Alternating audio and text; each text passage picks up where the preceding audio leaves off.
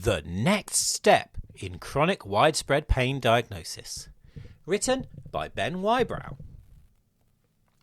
Alright, but what else could it be? Tracy sat there having just heard the news from me that she has had a diagnosis of fibromyalgia. As so often happens with persistent pain, she came into our service with pain in one area of her body, and that had then gradually become widespread over time. I'd been through an assessment with her, including the American College of Rheumatology fibromyalgia criteria, and gave her the news. Her question had caught me off guard, and I replied tentatively. Well, in some people with widespread pain, it can occur due to things like rheumatoid arthritis, where they have too much inflammation because of their immune system, but thankfully you don't have any symptoms like that, and you had some blood tests which were okay. To my relief, she accepted that explanation, and the conversation moved on. But what if it hadn't? If she'd pressed me further, the conversation may have got a lot more uncomfortable. She'd had some blood tests which were normal, but what were they testing for? Were they the right tests to be ordering? And did they cover all the other conditions that could cause chronic widespread pain? Here's the dilemma. Since 2016, fibromyalgia has been a diagnosis of inclusion, meaning you no longer need to rule out all other potential diagnoses before making the diagnosis. If someone fulfills the criteria, then they have the condition. This means patients may get the diagnosis and therefore support quicker, but it comes with a big risk. Because whether someone's chronic widespread pain is indeed due to fibromyalgia, a different rheumatological condition, or something else entirely, is dependent on the clinical reasoning ability of the assessing clinician. That includes you reading this. Yet, until very recently, there were no existing resources to support clinicians with this. A few literature reviews exist on what other conditions can cause chronic widespread pain, but suggestions vary and aren't always correct. The Royal College of Physicians, in their guidance on diagnosing fibromyalgia, suggest some loose ideas on differential diagnosis, and blood tests to order are based on collective opinion, but don't suggest what the results could mean or what to do with them. Hence, to date, it has been down to the individual clinicians and services to determine what other conditions to consider and what blood tests to order, resulting in potential under- or over-investigation for patients, misdiagnosis and uncertainty for everyone. So a gap existed, but what to do about it? Thankfully, around this time, I needed a dissertation project for my MSc. I didn't want to do just another systematic review or questionnaire study that highlights an issue but does nothing to resolve it.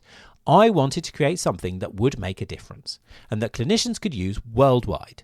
It needed to be detailed enough to contain all appropriate differential diagnoses, but simple enough that clinicians could easily use it and integrate into existing electronic software. And so began the long process of extensively going through the existing literature to see what conditions really did or didn't lead to chronic widespread pain.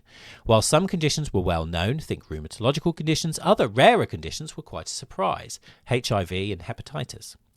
After an initial list was created, I then took it to over 20 specialists from varying fields to break it down even further. They added some conditions like Cushing's and removed others. There was, however, one key theme throughout. This was a good idea. But to make this clinically useful, it needed to be more than just a list of differential conditions. It needed the combination of what conditions to consider, what symptoms to look out for, what tests to arrange, and what to do with the results. Interviewing the specialists helped clarify the answers to these, but the guide also needed to be simple enough to use that any clinician could pick it up and use it without any instruction. So along the way, various edits were made to ensure that this was not only clinically accurate, but also user-friendly. Finally, after multiple versions and edits over the course of a year, the world's first clinical resource guide for determining differential diagnosis for chronic widespread pain was announced and released into the world at the Advanced Practice Therapy Live event in March 2026. You can see it on the next page, or attached to this video. The process for using it is straightforward. Fibromyalgia remains a diagnosis of inclusion. You complete your assessment as usual. If someone presents with chronic widespread pain and associated features such as fatigue and cognitive dysfunction, you can go through the ACR fibromyalgia criteria with them and diagnose where appropriate. The next step is where the guide comes in. There are some conditions like osteomalacia and hypothyroidism that can cause chronic widespread pain that we cannot reliably differentiate subjectively. The only current way to be certain is through blood tests. Which ones to check are listed. There is a reminder to ask the patient about any medication changes at the beginning of their pain. The classic culprit we often think of is statins, but many other drugs have the potential to contribute as well.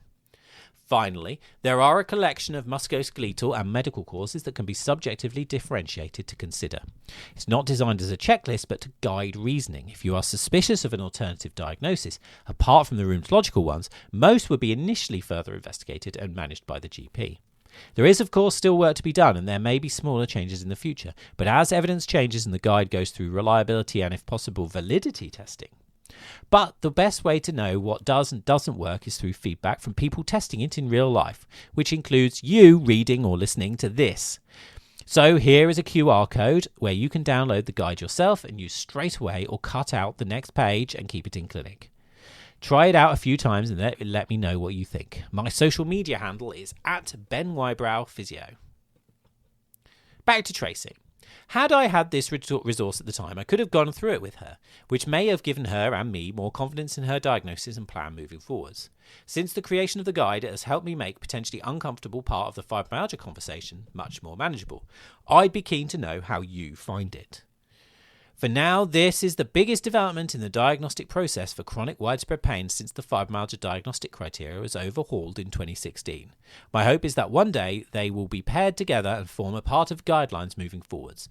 Not only could it help ensure a more accurate diagnosis, but provide greater peace of mind for patients and clinicians alike.